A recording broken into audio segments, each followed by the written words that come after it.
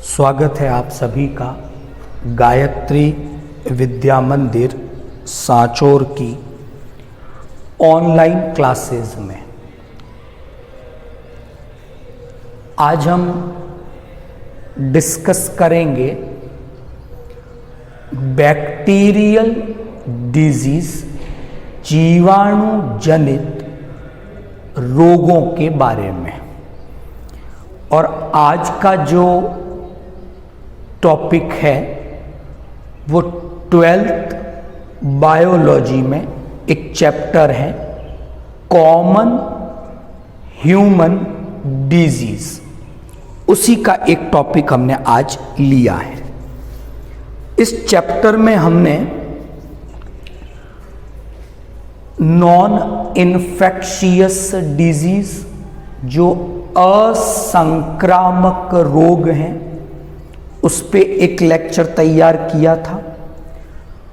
उसके बाद viral disease, विषाणु जनित रोगों पे एक लेक्चर तैयार किया था।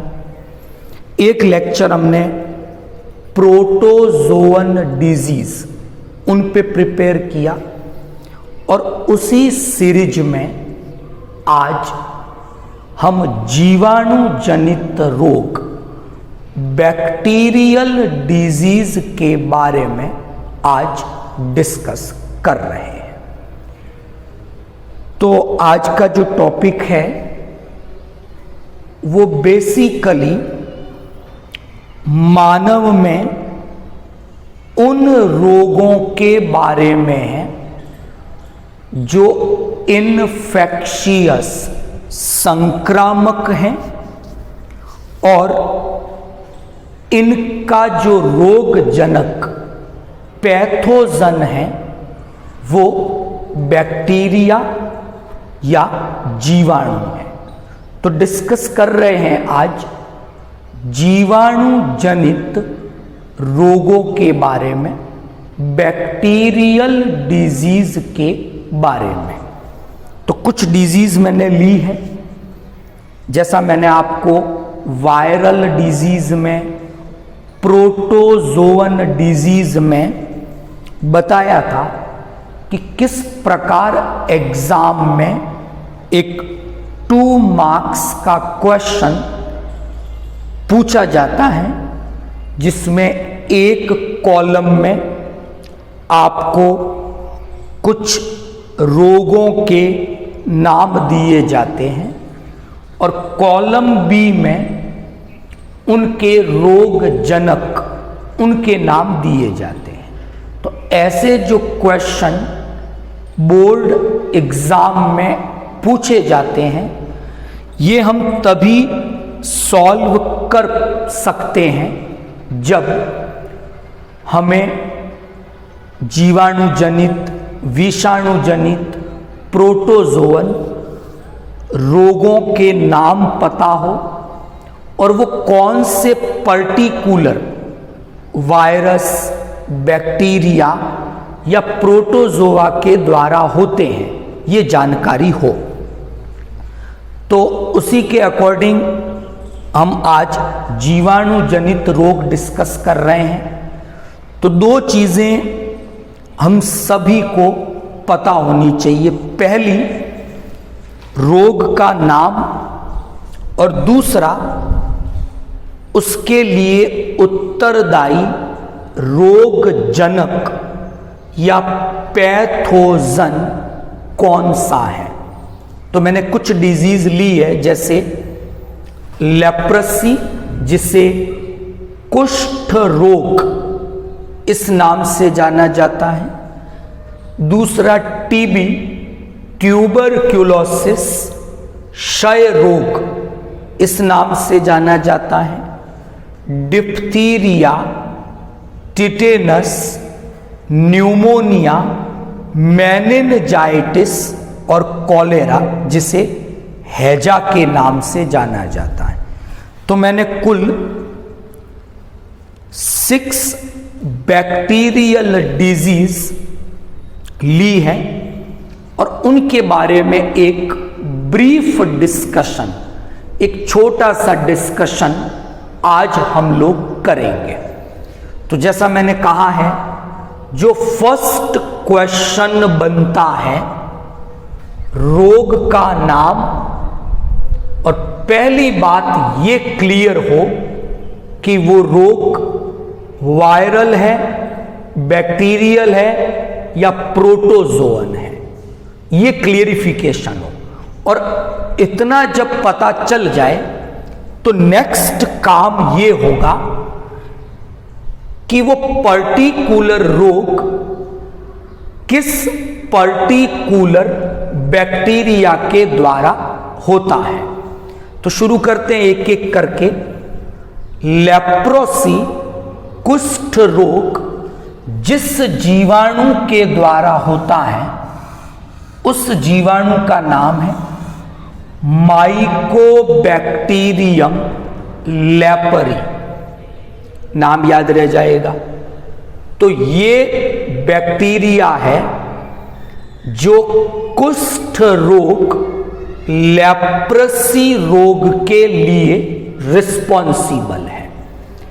अब जब इस बैक्टीरिया का इन्फेक्शन हुआ, जनरली स्पर्श के द्वारा, या कोई संक्रमित व्यक्ति है और उस संक्रमित व्यक्ति के द्वारा उपयोग में लिए गए कपड़े, बिस्तर, बर्तन, इनका उपयोग अगर एक स्वस्थ व्यक्ति के द्वारा किया जाता है तो ये बैक्टीरिया माइकोबैक्टीरियम लेपरी स्वस्थ व्यक्ति के शरीर में प्रवेश कर जाते हैं। अब ये जो रोग हैं या ये जो बैक्टीरिया हैं, ये संक्रमित व्यक्ति के तंत्रिका तंत्र, उसकी पेशियों और उसकी त्वचा को अफेक्टेड करते हैं। यानी बैक्टीरिया एक तो अफेक्ट करेगा उसके तंत्रिका तंत्र को, एक उसकी मसल्स, पेशियों को, और सबसे इंपॉर्टेंट उसकी स्किन को, यहां पर वो संक्रमण करता है। मेडिकली डॉक्टर्स ने लेप्रोसी जो हैं उसकी ये 3 स्थितियां ऑब्जर्व की हैं। Tuberculoid stage, lepromatous stage, borderline stage. क्या है, मैं बिल्कुल सिंपली समझाऊं। इस बैक्टीरिया का इन्फेक्शन हुआ किसी व्यक्ति में और उस पर्टिकुलर इन्फेक्टेड पर्सन का इम्यून सिस्टम स्ट्रॉन्ग है, उसका प्रतिरक्षा तंत्र मजबूत है, तो ऐसी स्थिति में संक्रमित व्यक्ति के शरीर पर, त्वचा पर चकत्ते, स्पॉट्स बन जाएंगे, अंगुलियां मुड़ जाएगी, इस तरह के कुछ लक्षण, सिम्टम्स दिखते हैं। तो ये कंडीशन ट्यूबरक्यूलोइड स्टेज कहलाती है। पहला हो गया। दूसरी बात, अगर बैक्टीरिया एंटर हुआ और उस व्यक्ति का, संक्रमित व्यक्ति का इम्यून सिस्टम वीक है, मजबूत नहीं है, तो ऐसी कंडीशन में लेप्रोमेट स्थिति उत्पन्न होती है, जिसमें क्या होगा, त्वचा पर ग्लोबी बन जाती है, गांठें बन जाएगी, घाव बन जाएंगे, और उन घावों से शरीर का जो तरल है वो बाहर रिसाव होता रहेगा। तो ट्यूबरक्यूलोइड से थोड़ी अधिक भयानक स्थिति लेप्रोमेट कंडीशन है। जबकि एक तीसरी स्थिति जो मेडिकली है वो बॉर्डर लाइन है, मतलब ऐसे जो पेशेंट्स हैं, संक्रमित व्यक्ति हैं, उनमें ट्यूबरक्यूलोइड के सिम्टम भी दिखेंगे, लेप्रोमेट के सिम्टम्स भी दिखते हैं। तो तो ये हमने लेप्रोसी, कुष्ठ रोग के बारे में डिस्कस किया। बीसीजी का टीका, ये एक वैक्सीन है, वो इससे बचाव के लिए ली जाती है काम में। दूसरी जो डिजीज हम डिस्कस करेंगे वो है टीबी, ट्यूबरक्यूलोसिस, क्षय रोग, तपेदिक, इस नाम से भी इसे जाना जाता है। तो पहली बात हुई रोगजनक। जो टीबी रोग है, ट्यूबरक्यूलोसिस, क्षय रोग, इसका जो उत्तरदायी बैक्टीरिया है वो है माइकोबैक्टीरियम ट्यूबरक्यूलोसिस। तो इस बैक्टीरिया के इन्फेक्शन के कारण ये रोग होता है। अब संभावना क्या है? वायु के द्वारा या मिट्टी से। कोई संक्रमित व्यक्ति है जिसे टीबी है, जब वो खांसता है या वो थूकता है, उसका जो बलगम है उसके अंदर पर्याप्त संख्या में ये बैक्टीरिया होते हैं, तो थ्रू एयर ये बैक्टीरिया एक स्वस्थ व्यक्ति के शरीर में प्रवेश कर जाते हैं। अब जो संक्रमित व्यक्ति हैं उसमें ये बैक्टीरिया उसके रेस्पिरेटरी सिस्टम, श्वसन तंत्र में प्रवेश करते हैं और इसका अफेक्ट फुफ्फुस, लंग्स में सबसे ज्यादा होगा। तो लंग्स में बैक्टीरिया पहुंचे, ट्रैकिया, ब्रोंकाई, लंग्स, तो पूरा श्वसन पथ इन बैक्टीरिया के द्वारा संक्रमित हो गया। अब ऐसी कंडीशन में जो संक्रमित व्यक्ति हैं, खांसी आना, थकान महसूस होना, बुखार आना, वजन में कमी आना, ये कुछ प्रमुख लक्षण हैं टीबी रोग के।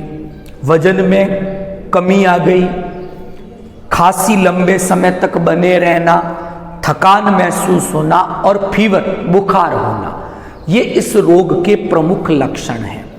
क्या सावधानी रखें कि अगर किसी व्यक्ति को टीबी है, वो खांसता है या बलगम थूकता है, तो उसे मिट्टी में दबा दिया जाना चाहिए ताकि वायु में इस रोग के बैक्टीरिया ना प्रवेश करें।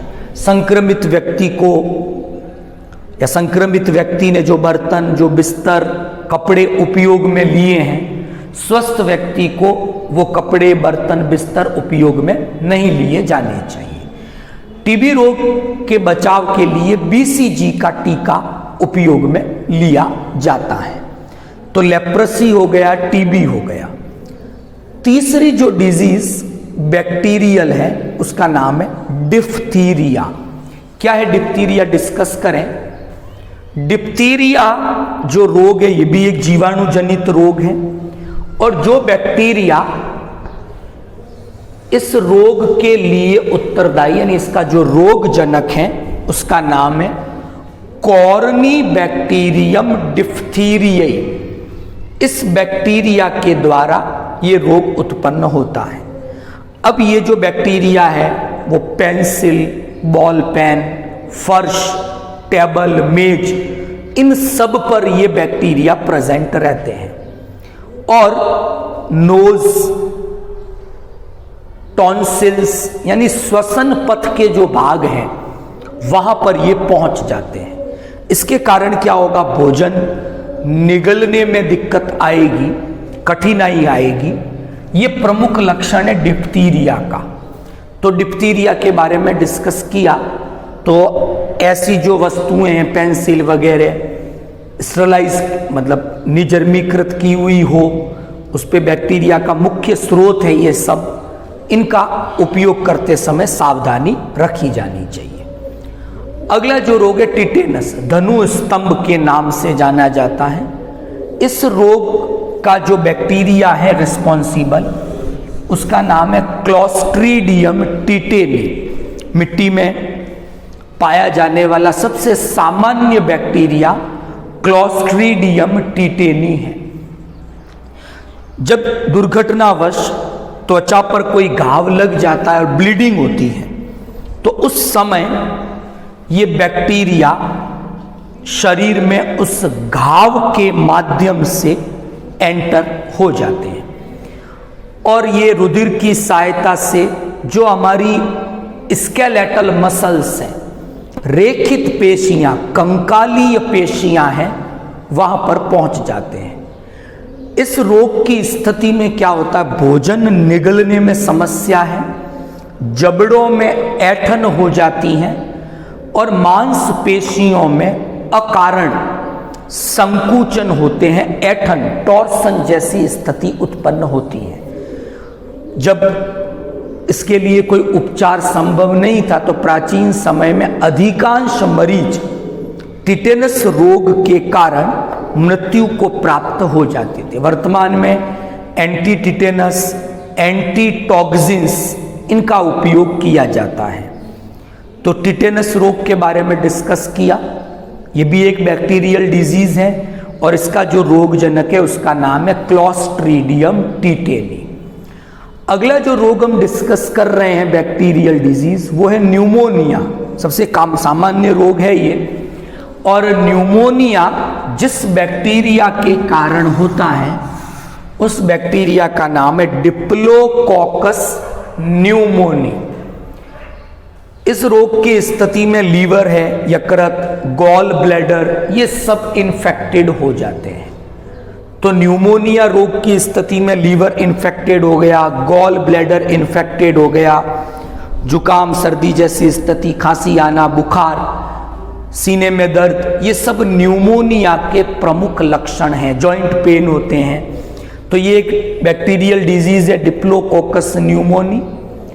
और ये रोग का डॉक्टर्स ने, ऐसा साइंटिस्ट ने बताया कि न्यूमोनिया रोग का प्रमुख कारण कि बच्चों के द्वारा सामान्य रूप से, शिशुओं में सामान्य रूप से होने वाला एक रोग है, गाय भैंस का जो दूध बच्चों के द्वारा पिया जाता है, और अगर वो गाय या भैंस न्यूमोनिया से संक्रमित हैं तो इस रोग के होने की संभावना बढ़ जाती है। तो ऐसी स्थिति में पाश्चरीकरण, कि दूध को उबाल कर गर्म करके पीना चाहिए ताकि उसमें अगर कोई न्यूमोनिया के बैक्टीरिया हैं तो वो पूर्ण रूप से डिस्ट्रॉय हो जाए। तो इसके बारे में डिस्कस किया। अगला है मेनिंजाइटिस, मस्तिष्क आवरण शोथ।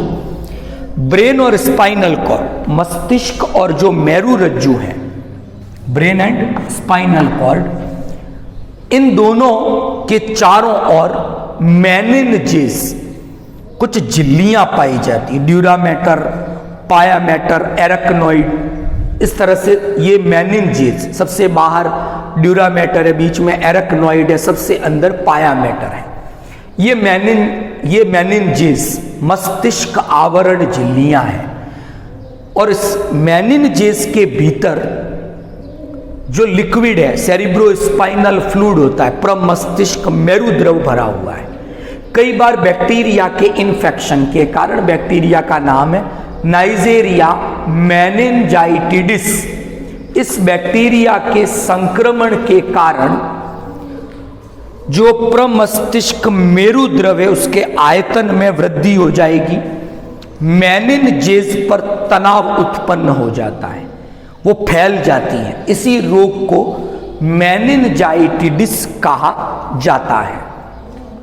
तो ये डिस्कस किया मेनिंजाइटिस रोग के बारे में, और इसके लिए जो बैक्टीरिया रिस्पॉन्सिबल है उसका नाम है नाइजेरिया मेनिंजाइटिडिस।